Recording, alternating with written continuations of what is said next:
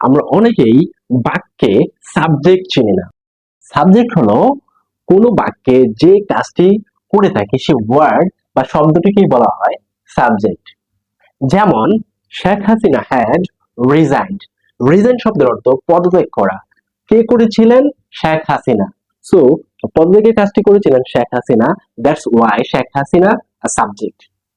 তারপর he is going to school. এখানে স্কুলে যাওয়ার কাজটি কে করছে? সে।